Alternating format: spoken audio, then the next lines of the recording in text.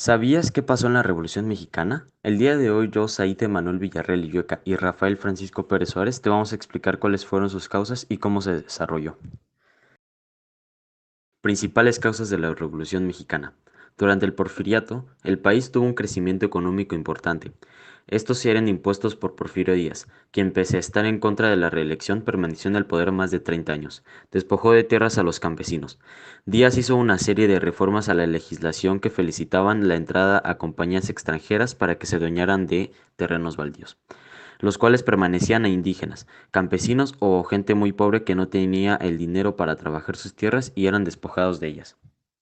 Obreros y campesinos carecían de protección laboral, por lo cual estaban expuestos a la sobreexplotación. La mayoría de los trabajadores debían cumplir con jornadas de más de 12 horas por un sueldo miserable de 75 centavos. Las condiciones laborales eran pésimas, sin embargo, cuando los trabajadores y campesinos trataban de manifestar su inconformidad, fueron reprimidos brutalmente. La Revolución Mexicana es una de las primeras revoluciones sociales del siglo XX y fue la responsable de meter a México en el siglo XX. Porfirio Díaz fue presidente de México por 30 años.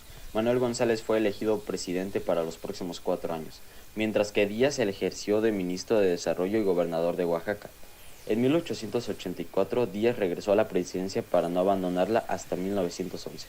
Durante su presidencia, Díaz y sus consejeros transformaron México con la construcción de ferrocarriles, escuelas y creando una base de infraestructuras para el país. Finalmente, guerras de guerrilla en el sur y derrotas militares en el norte contribuyeron al derrocamiento de Díaz, y el 21 de mayo de 1911 sus seguidores firmaron el Tratado de Ciudad Juárez con Francisco I. Madero. Díaz dimitió el 25 de mayo y poco después salió para París, donde murió en 1915, siendo enterrado en el famoso cementerio Père Lachaise. Desarrollo de la Revolución Mexicana.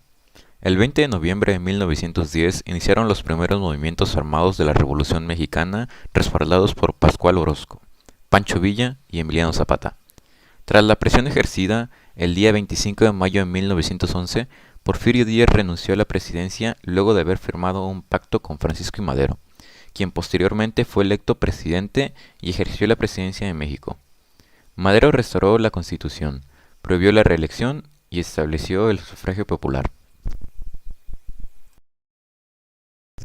Desenlace de la Revolución Mexicana. Carranza fue asesinado en un viaje en mayo de 1920. Tras su muerte y posteriores elecciones, resultó electo como presidente de México Álvaro Obregón. Para ese entonces, los conflictos armados de la Revolución Mexicana habían acabado casi por completo. Durante este proceso fueron asesinados los líderes campesinos Emiliano Zapata en 1919 y Pancho Villa en 1923, ambos importantes figuras de la Revolución Mexicana por sus ideales y lucha continua.